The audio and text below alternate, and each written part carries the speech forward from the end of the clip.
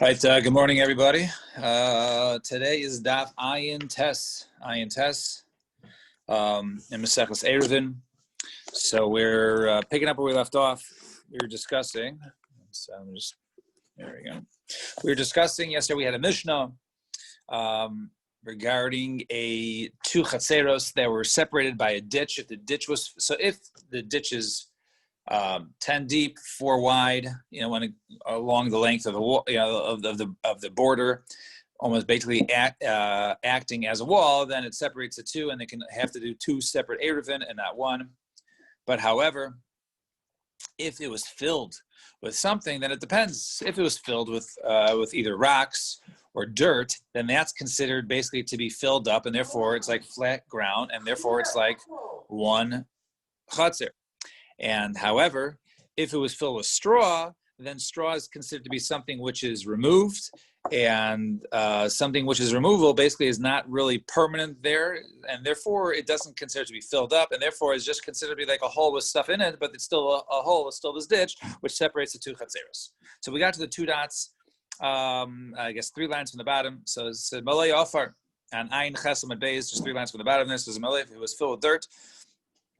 And the afilu b'stama, right? So as the Gemara says that, and even if it was only stam, in other words, there was no intentions. Maybe it could be that if I put earth in there and I say, hey, this dirt is there, and I'm never going to use it again, it's going to stay there. So therefore, I'm mavatal the earth, right? But if I'm putting the earth there, maybe I could have intentions to remove the dirt later on, and to go and and to use it somewhere else for a construction site. So. Let's say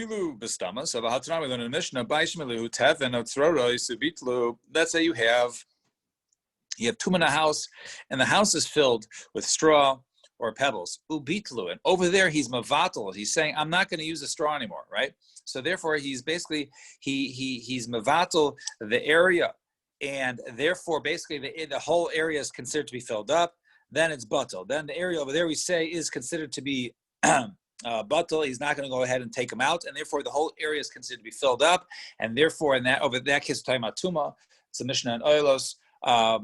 There is tuma there, and therefore there whatever, it wouldn't be an ohel, it goes all the way to the top, and therefore the ruma will go, the tuma will go all the way out of the rakia. But the point is he has to be mavatal there. So it says bitlu'in dafka. He says I'm mavatal this, not stam, right? There's 3 categories, right? He's not mavatal, he is mavatal, and stam, right? We want to know about stam. So it sounds like over there he has to be mavatal in order for it to. In order for it over here to be mavatal. So he says bitlu'in, right? Lo bitlu lo. But if he's not mavatal, then it wouldn't work. So you see, in other words, if he's not mavatal, right? If he doesn't say it, beferish, hey, I'm no longer using the straw, or I'm no longer using these rocks, right? Because over here it puts in the same category. Then it sounds like it's not mavatal. Some Rav Huna, so says Rav Huna over there. So Montana Oilos, who's the author of there? It's Rabbi Yossi. It's a different opinion of Rabbi Yossi. Bar says no. You can't say that's Rabbi Yossi, because Rabbi Yossi. Actually, the only opinion we know on this matter is the opinion of Rabbi Yossi, and he actually says the opposite. He says Pum Fakert. The Tani Rabbi Yossi Amer Teven ve'enasi lifnaiso. If you have straw and you're not going to go ahead and use it again, Harei hu kastam afar. It's like stam afar. It's like regular earth, regular dirt. So you see dirt without any intentions, it's considered to be like it's going to be its permanent place. So if a person says straw, I'm not going to use it again, is the same as just earth, because earth does not have any intentions. Ubatal and batal. And offer of Yasi live now. So, and however he has earth, and he says I'm going to go ahead and use it again, i.e., I'm going to use it for a construction site. Harehu kastam tevin. That's like regular straw. That straw normally, even though it's placed in a ditch or in a hole, it's going to be removed and used for some other purpose. Lo batal, and therefore that case not batal. So that's the opinion of Rabbi Yossi. So how can you say Rabbi Yossi and Olos is that you need to have intentions to be mavatal by dirt? If we see that stam dirt is considered right to be mavatal, he's no longer going to use it again. Rather, who is the author of our Mishnah who holds that stam dirt is considered like this is going to be its permanent resting place? That is the opinion of Rabbi Yossi. That is the opinion of Rabbi Yossi, and therefore the author of the Mishnah Olos must be somebody else. And Rav Huna, the Rei of Yeshua, Amar, he answers his own answer. In other words, we're trying to go ahead and answer up the contradiction that stam dirt in our Mishnah seems to be nullified and that's in his final resting place. And the Mishnah Olos seems to say you have to say, I'm not going to use this dirt again for this dirt to be considered to be his final resting place. So Rav Huna Brei Devashua Omar Tuma Shabbos Karamis, right? You're comparing over there the halachas of Tuma, right? Whether or not he's Mavatala when it comes to Tuma, and our halachas as to whether this ditch is filled when it comes to halachas of Shabbos. So Hinich is a Shabbos, Dafilu Arniki Nami Mavatal, Yinish. Things on Shabbos are always nullified. And always, even a purse, right? A purse of money is nullified. A purse is Mavatal because it's Muksa. He doesn't use it. So too the earth is Stam nullified, is Stam Batal, and therefore it's considered to be like, right? Just checking all the jackets. Sorry, it's considered to be like it's mevatel, right? Because even a person is. So too in our case, you don't need special intention to say, hey, this dirt is this final resting place, because things normally stam on Shabbos. Since they're not used on Shabbos, they're mevatel.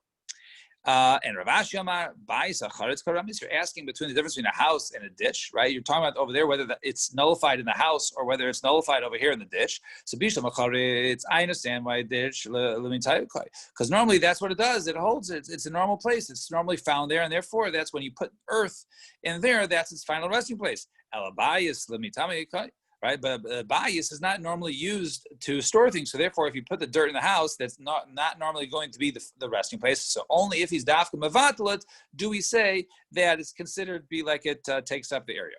Fine, 2 dots. Now, back to the case of the Mishnah, we said if you have a ditch, but you take a board, which is 4 tfachim wide, and you put it over like a little drawbridge or something like that, you put it over, and it works to connect the two as a Pesach if you want. And we're only talking about basically we put it like in its width. In other words, you put it that it goes along, right? In other words, basically like the way you described it, the way it, it's a bridge, the way it crosses over, right, the width of the ditch. Avali archo. But if you put it on, instead of putting it over, rather you put it sideways, in other words, basically along the sides, because over there, if you have the ditch is 4 tefachim wide, right? You're playing, in order to basically jump over the ditch, it's 4 tefachim. Right? So over there, in order to basically go ahead and to jump or I guess the area is the, I guess the width is 4 tefachim. So if you basically put a board, right, even though it doesn't cross from one side to the other, right, but it lays across sideways, right, almost like parallel, right, to the edge. Therefore, it minimizes the width of the ditch. So the ditch, let's say it was 1 tefach wide, right? So now the ditch, instead of being 4 tefachim, is only 3 tefachim. If it's 3 tefachim, that's not considered to be a wall or a mechitza to separate the two, and therefore that acts to also go ahead and decrease the size of the ditch in order to make it 1 eruv to connect the two. Excuse me. V'chein shtei guster hazok keneged zu. So too, you have 2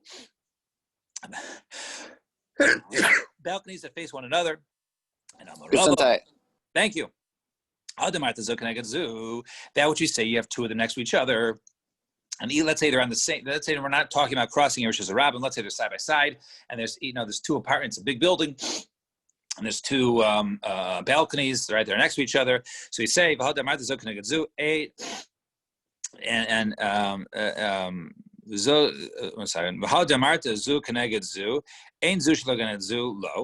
right? And however, if it's not next to the other one, it's not. And even if it was not necessarily all the way right with the other one, it was only if it's zu keneged zu in, zu shalo keneged zu lo, right? But if it's not next to the other one's too far away, and even v'zo l'malam mizu, and even if they're, in other words, it has to be facing each other, and also even if they're not exactly the same heights, right? It could be like this, right? It can be within one another. We're only talking about you have 2 balconies, and then you go ahead and you put a board to connect the 2, then it works. And even if it's slightly off, that also okay, as long as it's within love, as long as the heights are not too far off of 3 tefachim. But we say, but let's say the 2 cases, instead of being they're, let's say 3 plus apart, let's say they're closer to one another, right? The balconies, then you don't need at all because aim is a kumahi. So we say over there that is considered to be like one, because since the 3 tefachim between them, right, would connect the two, and therefore it was considered one. So basically what they were saying is that the balconies only have to be, right, more than 3 tefachim apart, because it's within 3 tefachim, then you don't even need a board to go ahead and to connect the two, because then we'll say that it's basically one balcony is just a little bit crooked, and we say love it to connect the two, and therefore it will be one anyway, and you don't need to go ahead and attach it with any sort of board or bridge. Fine. Now your Mishnah. Mishnah says, we saw this earlier, so masben shebein shtei chatzeros. You have a pile of straw between 2 chatzeros, gavoa asara tefachim, and it was 10 tefachim tall. So marvin shnai v'emer v'nechot. So it's considered to be a wall. It's a separation. This because it's 10 tefachim high. A separation of 2 chatzeros, and therefore you can only make it 2 erevs. Each chatzer can make an erev with their own occupants, and you can't make one erev echad. And eilu machlim mikan ve'eilu machlim mikan. By the way, each side can go ahead and eat from the straw.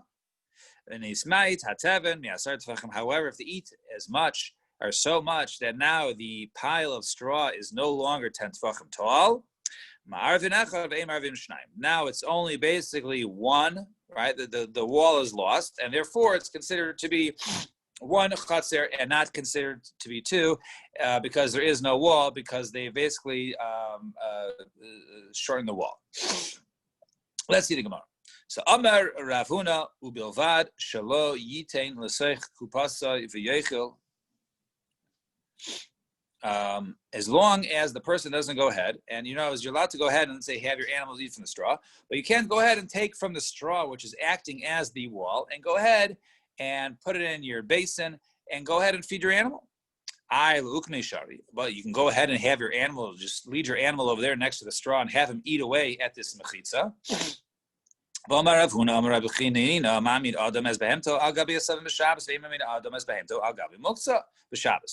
person is allowed to go ahead and basically move his animal, right? There's no such thing as muksa for an animal. So a person is allowed to go ahead and have his animal go ahead and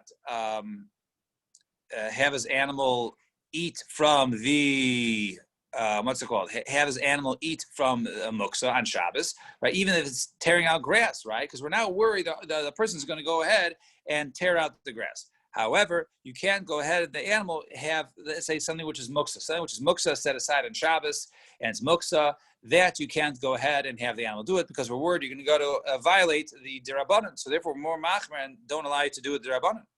So over there, we see we don't allow you to go ahead and feed your animal muksa. So why over here do we allow you to go ahead and allow your animal to go ahead and eat away at this wall? So the answer is really not. So the answer is right? It says no. He basically stands there and he doesn't actually bring his animal to it. Rather, he basically blocks the other way, and the animal walks on its own. Then the animal eats on its own. That it is allowed to do. And then we said v'loyite and the teven, and you say you can't go ahead and put teven straw in your basket.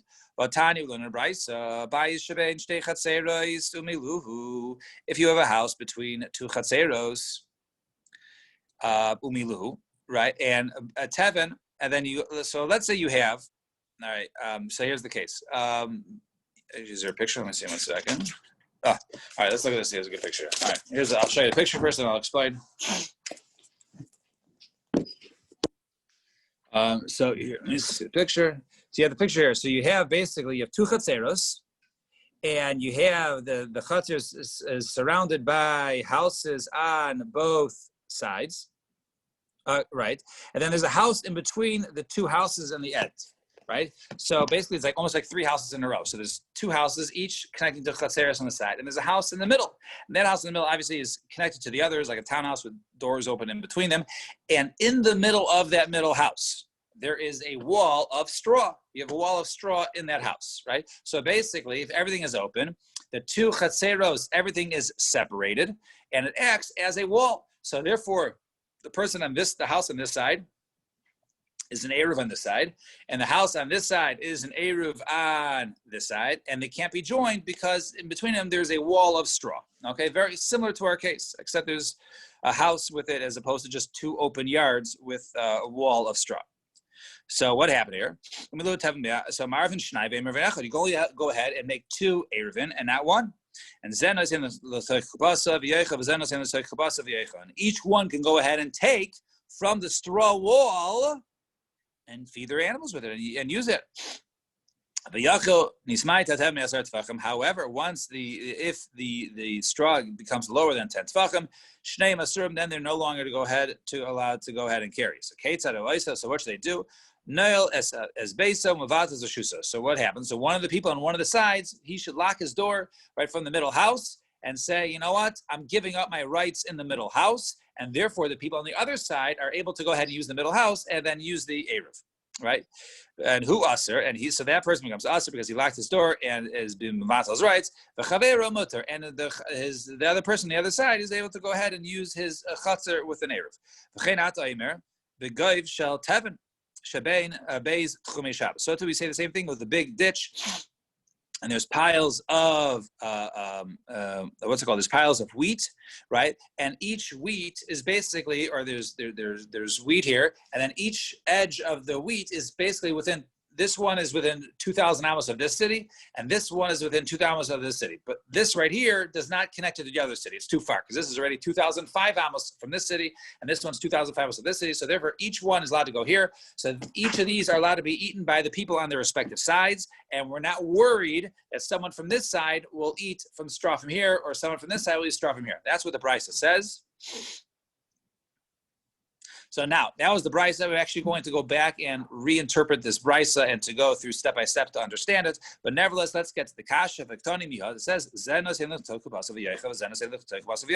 so each one, right, is allowed to go ahead and actively take from the straw wall and put it in his basin to feed his animal. So we just said, I understand in our Mishnah that it says with the straw in the middle, you can't actively take it. And over here, when we have the case with the straw in the house, in the middle house, you're allowed to go ahead and take it. So why should it be different? It's a kasha.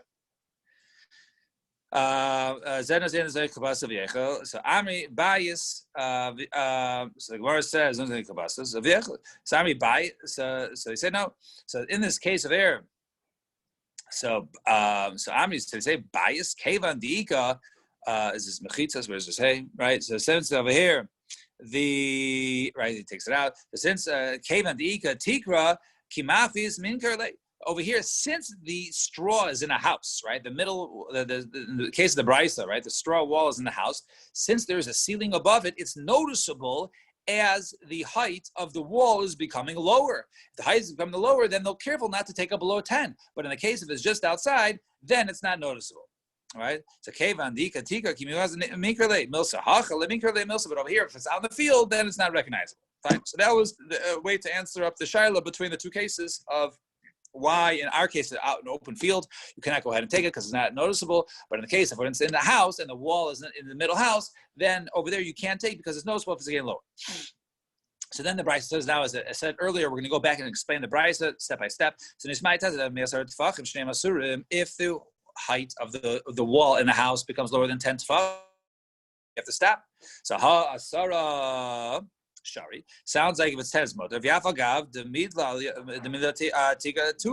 Even though the ceiling is much higher, right? So it's not a full-fledged mechitza. So shmamina mechitza shein magiyasa tika shmen mechitzas. Maybe we can learn from here that we see that a mechitza, even though it does not reach the top of the wall, right, top of the ceiling, as long as it's 10 tefachim, it's considered to be a mechitza, right? So because even though it's no longer with the ceiling, it's going lower and lower and lower up until 10 tefachim. Even if it stops at 10 tefachim, it's considered to be a wall, even though it doesn't reach the ceiling. So let's learn from here that walls do not have to reach the ceiling.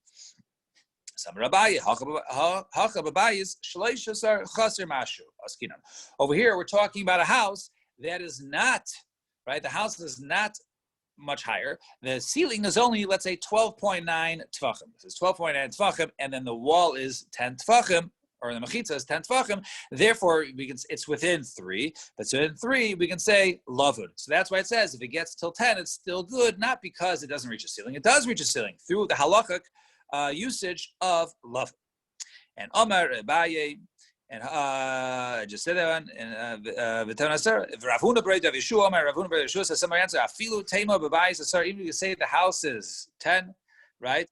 The teven however, the Tevin is Shiva Mashu is 7.1, right? So if the straw, in other words, you can say no, really it was at the ceiling and it goes down. They could even go down to 7.1. It's still considered to be 10 because it's through love.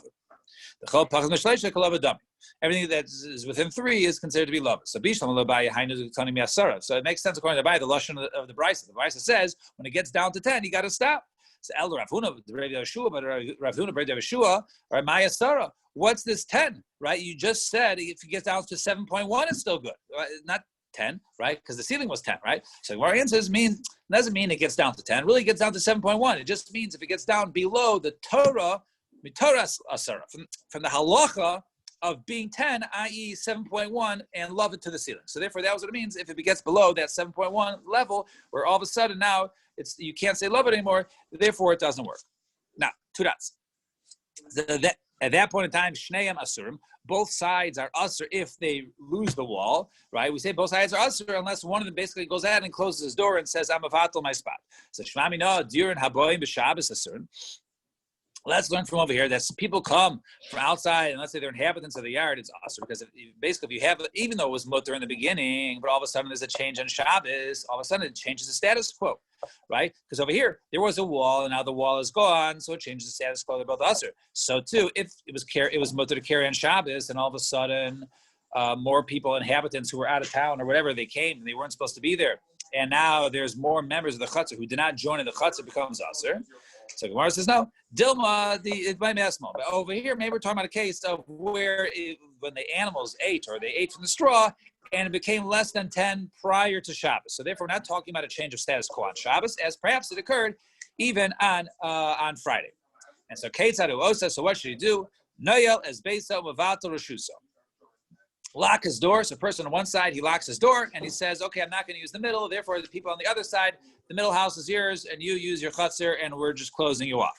So Gemara says, Tarti. So you need both? Why do you need to lock your door and be mavato? Do one or the other. If you're mavato your shus, this should be good enough. Or lock your door, you have no access. So if you come as me say, oh no, el is based on mavato as rashusa, right? Either go ahead and lock your door, lock your house, and therefore you don't have access, or be mavato your shus. Or if you say Maliyalam Tarti, really you can say both. And Kevin the Dashbe also the Tatula, right? Since over there we're talking about a case of where he's basically used to go ahead and using that space in the middle, he might come use it again. Therefore, don't just be Mavatal because you might come, use it again. Lock the door and be Mavatal. This way you won't forget and use the space. And who asur b'chaver motor says, okay, he is forbidden to go ahead and use it, but his chaver is motor. Gor says pshita, it's obvious. That's always a law. A person's mavatal, so he's asur, and the other person's motor. So what do you come to teach me? The person says no. But tzricha dohadner idach ubatel lechaver. Maybe over here we're talking about a case of the other person says, okay, now it's your turn. We'll be mavatal our side, and you can go ahead and use the middle house. So therefore, come to teach us that once he's asur and the other one's mutter, therefore it has to remain that way for the rest of Shabbos, and he can't be mevatel and chayzer and the other person being mevatel. So to a big pile of straw, right, 2 sides, and then each one can eat from their end. That's mutter to go ahead and do it. So that was pshita. It's obvious. The Rabbi Akiva. Right, the Omar to Chumin the Araisa, who will hold that Chumin are the Araisa, and therefore, Ma'al just said Ligzor Dilmaseh Chufi. Maybe say since Chumin, you can't go ahead and carry outside your Tchum or go outside your Tchum from Shabbos or take something that was out there. That's a Daraisa, and therefore maybe we make a Gzeira and say, hey, in order to avoid a Daraisa, we're not going to allow you to go ahead and eat from your side because you might come to eat from the other side. Chamash Malon, we don't make a Gzeira. Fine, now in Mishnah. Mishnah says, Keitzad mishtatzin b'mavui. How does one go about and make a shituf in a mavui? Right. Obviously, you can go ahead and collect food from everybody and put it in a chutzner and say, okay, we're all collectively, this is our chutzner or this is our mavui together because you collect from all the chutzeros. Or here's another case: Maniach es hachavis. Person go ahead and take a barrel of wine or something like that. This belongs to all people of the mavui. He has to give it to somebody. So who does he give it over? He can do it like with his son. Who are elders, who are gedolim, who are not right minors, right? They're adults. They're halachically adults. 12 for a girl, 13 for a boy, or 12 and a half, right? Depends on Nara. Right, so 12 for a girl, 13 for a boy. v'alidei avda, and also or through his Jewish service, shivchaso ha'ivrim, right, or his Jewish slaves, v'alidei ishto, or his wife. Those are all considered to be independent people who he can go ahead and be mizakeh over it and basically hand it over to them, and it's considered to be like somebody else making a kinyan. Aval, but however, in he can't go ahead and give it to his children who are minors, or to his servants or his shifka who are non-Jewish, because those are basically considered more like his property. Because that is those they are like his, their hands are his hands, and therefore he can't just do the kinyan by himself. And therefore, if he's doing it with somebody who he quote unquote owns, therefore it's like he's doing it himself. So therefore, that would not go ahead and that would not work. So Amar Rav Yehuda Chavis Shal Shitufe Mavuyos. If a person has a barrel of Shitufe Mavuyos, he has to go ahead and raise it off the ground at tefach. And Amar Rav Hani Tarti Mili Sabi de Pumbedisa Amino. Right. So he says the elders of Pumbedisa, right? They said two things. Amino Sachada Ha. One was this that we just said, that you have to go ahead and lift the barrel for the case of Shitve Mav. You have to lift it one tefach off the ground. And Idach, what is the other one? Nothing to do with Erevin. So Hamakadesh, a person's making Kiddush, Im Tam Ala Mulugba of Yatza. If he goes ahead and he tastes basically a cheekful, then he is Yaitse, then he has fulfilled the obligation of making the Kiddush. However, if he is not drank from his Kiddush at least a cheekful, Lo Yatse, he's not fulfilled his obligation of Kiddush. And Amarav Chaviva, Hadnami Sabi, there's also another case that the elders of Hamadisa, they said, what do they say? The Omar Rav Yehuda Omar Shmuel Oisin Medura L'Chaya b'Shabbos. A person's allowed to go ahead and make a Medura, right? Make a large fire.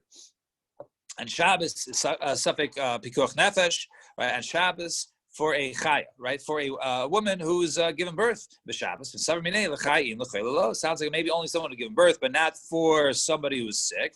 And because like a Shavim, but maybe it's also only in the winter, but not during the summer. And Itamar and Anel said, Amar Rav Chia bar Avin Amar Shmuel, Hiki is dumb and he's a stunning person. He's bloodless and then he's cold. You can go ahead and make him a fire on Shabbos because it's nefesh, and even if it's during the summer. And Amar Amemar and says Amemar Hanami Sabi de Pumbedisa Amino. This is also something which is said by the elders of Pumbedisa. Ditmar Ezi Ashera. What is an Ashera tree? How does one identify a Ashera tree? Right, it's not a species. It's not a maple tree or a pine tree. Right? What is? How do you know if something is an Ashera tree? So Amarab Kol Shemeshmarti of the Gilulim Sheminasa. Anything you have, basically, you got Goyish officers basically guarding this tree. So obviously, it's some importance to them. And they don't eat from the fruit. And it's one thing if you guard a tree because it has good fruits, but if you're guarding a tree which does not have fruits, then why is he guarding it if it wasn't basically used unless it was used for idol worship?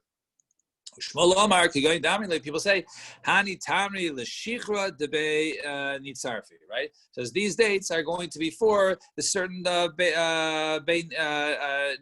right? Type of idols, and therefore those idols, those dates are for them, so therefore it's in a share tree, the Shas Lebiam Chagam, because if it's for certain dates, because they drink the beer or whatever the date juice on their holidays. And Amru Li Sabi Disa, Hilchas Kavasi Lishmal. Halacha is like that of Shmuel. All right, we'll stop here. Everyone should have a wonderful day and stay safe and stay warm. It's getting cold. Goodbye, Rebbe. Have a wonderful day.